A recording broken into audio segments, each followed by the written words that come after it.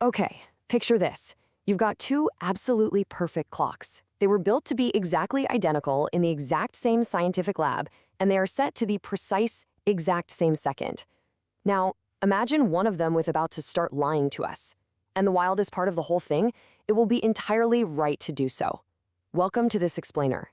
Today, we're unpacking the incredible story of four clocks, a couple of commercial plane tickets, and the mind-bending experiment that accidentally proved time actually slows down. So the really crucial question we have to ask ourselves right off the bat is this. If two flawless machines disagree on something as fundamental as the time, who's actually telling the truth? Well, back in 1971, time itself was quite literally put on trial in what became known as the Hafele-Keating experiment.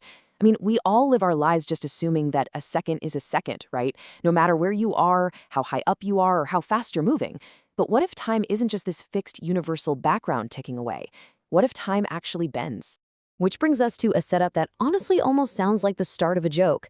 In 1971, two scientists, a physicist named Joseph Hafele and an astronomer named Richard Keating, walk into an airport. But they weren't packing regular suitcases. No, they brought along four highly accurate cesium atomic clocks. Now, a cesium clock doesn't just tick like your grandpa's grandfather clock. It literally counts the vibration of an atom 9 billion times a second. Hafele and Keating actually bought commercial passenger tickets for these massive machines, strapped them into normal airplane seats with regular seatbelts, and flew them all the way around the world. The goal was simple but absolutely profound. Bring them back home and see if they still agreed with the identical clocks they left behind in the lab. All right, let's get into Section 1, the cosmic tug-of-war, decoding Einstein's theory. What exactly were these two trying to catch up there in the sky? Let's put on our tutor hats for a second. Decades before these scientists ever boarded those planes, Albert Einstein made two totally wild, reality-bending claims about how the universe works. First, he said that the faster you move, the slower your time runs. Second, he claimed gravity messes with time too. Specifically, stronger gravity slows time down. That means weaker gravity, like what you'd experience if you went way high up into the atmosphere, actually speeds time up. Now, for 60 years, this was just beautiful, unprovable math on a chalkboard. Everyone assumed these effects were way too tiny to ever measure. But think about it. An airplane climbs super high into weaker gravity, and it travels incredibly fast. If you put an atomic clock on that plane, you are putting it in the exact perfect spot to catch both of these mind-bending effects at the exact same time. So imagine the epic, invisible battle happening inside those atomic clocks cruising at 30,000 feet. It's a literal cosmic tug-of-war. On one side, the sheer speed of the airplane is pulling on time, trying to push it slower. On the exact opposite side, the high altitude means weaker gravity, and that's pulling on time, trying to push it faster. Speed versus altitude. Which force is actually going to win this thing?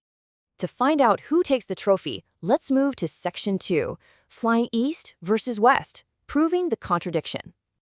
Okay, for the first leg of their worldwide trip, Hafele and Keating flew east. This is super important because it means they traveled in the exact same direction the Earth naturally spins.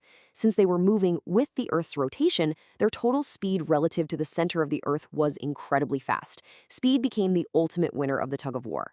They flew twice around the entire globe, landed, lugged the flying clocks back into the lab, and compared them to the stationary ones. And the result? The flying clocks genuinely fell behind by exactly 59 nanoseconds. That's 59 billionths of a second. The eastward flying clocks practically experienced less time.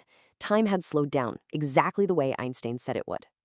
But you know how science works. You can't just do something once and call it a day. You have to prove it wasn't just a fluke or a glitchy machine. So they pulled off a brilliant twist, the westward reversal. They flew the exact opposite way, west, directly against the Earth's natural spin. Because the Earth is spinning east out from under the plane, a plane flying west is actually moving slower relative to space than the lab sitting perfectly still on the ground. Since the plane's relative speed dropped so drastically, the speed effect shrank. This allowed the other side of our tug-of-war, the high altitude and weaker gravity, to easily overpower it and win out. And here is the absolute genius of the whole experiment. When they landed from that westward trip, the clocks didn't fall behind. No way. They jumped ahead by 273 nanoseconds. Same atomic clocks, same planet, same physics, but just changing the direction they flew decided whether their time ran slow or fast. The balance of the cosmic tug-of-war completely flipped on its head. This perfectly clean reversal proves beyond a shadow of a doubt that they weren't just looking at random static or noise. The contradiction itself is the proof. Let's grade this test like we're looking at a student's report card. Before those planes ever even taxied down the runway, Einstein's equations from way back in 1915 predicted what the atomic clocks would read. For the eastward trip, the math predicted a loss of 40 nanoseconds, and our guys measured a loss of 59. That's incredibly close. But look at the westward trip. The math predicted a gain of 275 nanoseconds. The clocks measured 273. They were practically dead on. A theory written decades earlier with nothing but a pen and paper practically predicted the future, literally down to the billionth of a second. Which brings us to Section 3, Why Your Phone Cares, the everyday reality of relativity. Because, let's be real, you might be sitting there saying, okay, cool, a few nanoseconds. Who actually cares about something that tiny? Well, think about the phone sitting in your pocket right now. Every single GPS satellite orbiting the Earth carries its own highly accurate atomic clock. And every one of those satellites is racing through space at super high speeds, while also sitting way high up above the Earth in much weaker gravity. They are stuck in the exact same tug of war we just talked about, every single second of every single day. Because of their extreme altitude, the weaker gravity effect wins out big time, causing the time on those satellites to run about 38 millionths of a second faster than our time down here on the ground. And this perfectly illustrates the immediate, real-world danger if we just decided to ignore that tiny fraction of a second. Just look at this timeline. If the software running your phone's GPS pretended Einstein's tug-of-war wasn't real, within just one single hour, minor map drift would start. By 12 hours, you'd have a seriously noticeable location error when you're trying to navigate. And within 24 hours, your GPS would be off course by a staggering 10 kilometers. The entire modern navigation system that our whole world relies on would be completely, utterly useless in a single day. You literally rely on the bending of time every time you pull up a map. And that leads us right into our final section. Your time is yours. The master clock does not exist. It's time to zoom out from all the math for a minute and look at what this all actually means for us. If just riding on an airplane can measurably slow your time down, even by a few billionths of a second, then there is absolutely no such thing as a single universal now. There is no master clock ticking away for the whole universe. Let's make it personal for a second.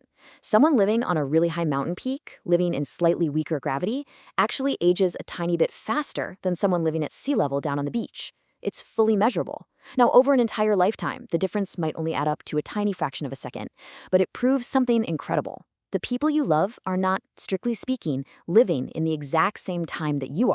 So the biggest takeaway from this explainer is exactly this. Your time is yours alone. Those 4 cesium clocks from 1971, the ones we thought might be lying to us, they never lied. They told the truth about a universe that is far stranger and way more fluid than the fixed, rigid stage we just assume we're standing on. So, the next time someone tells you there is never enough time, they're actually a lot more right than they know, because your time, quietly and beautifully, belongs only to you. Thanks so much for joining me on this explainer. Stay curious out there, and I'll see you next time.